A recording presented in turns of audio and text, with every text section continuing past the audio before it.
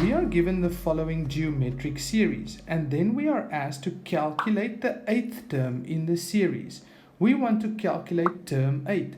So we are given term 1, term 2, term 3, and we don't have term 4, term 5, term 6, term 7, or term 8. But we want to know what is the value of term 8 without calculating the ones in between. So because this is a geometric series, we make use of the following general formula. The term in the unknown position is equal to a times r to the power of n minus 1.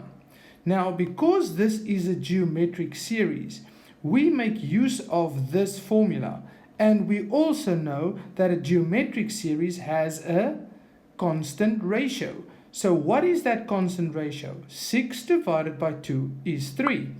18 divided by 6 is also 3. So that basically means that if we take the first term and we multiply it with 1, 2, 3, 4, 5, 6, 7 constant ratios, we will end up with term 8's value. That is just basically what this formula means. So now we just simply take this 2 and we put it in a's place. There we go. We take the constant ratio and we put it into the place of r. There it is. And then we want to calculate the 8th term. So in the place of n here as well as there, we put the 8.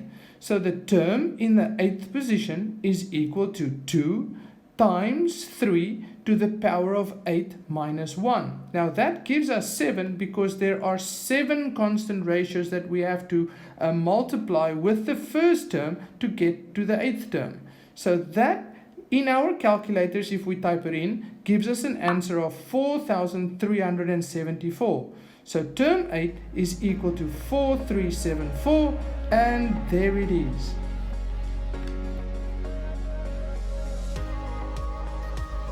We are given the following question. Which term in the series is equal to 354,294? Well, this basically means that in this geometric series, somewhere along the line, there is the value 354,294, and we want to know which term this is. So because this is a geometric series, we make use of the following general formula. But this time, in the place of Tn, we are going to put the 354,294. There it is. Now, in the place of a, we know that it's the first term, so we put the 2 in the place of a. There it is. And now we need to know what is the constant ratio. So 6 divided by 2 is 3, and 18 divided by 6 is 3. So the constant ratio is a 3, so we put the 3 in r's place. There it is. And now we simply want to calculate the n. So here we go.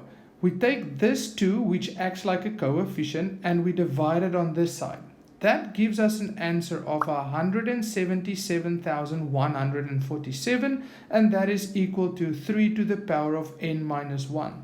Now, when we have an equation where we have exponents, we want the bases on the left and right side to be the same. So we want to change this 177,147 so that it's also a 3. Now, how can we do that? Let me show you. So how do we find the prime factors of 177,147? Well, we simply type in 177,147, press equal, then we press shift and the button fact, and there we go. There's the answer, 3 to the power of 11. And there it is. So 3 to the power of 11 is equal to 3 to the power of n minus 1. Because the bases are the same, we can simply drop them, and that means that the exponents will be the same. So 11 is equal to n minus 1. So we take this minus 1 to the other side, it becomes a plus 1. And the 12th term is equal to 354,294. And there it is. And it works nicely in this example because this is the first one, the second, the third, the fourth, the fifth, the sixth, the seventh, the eighth, the ninth, the 10th, the 11th. And the 12th term is 354,294. Great. See you next time. Bye.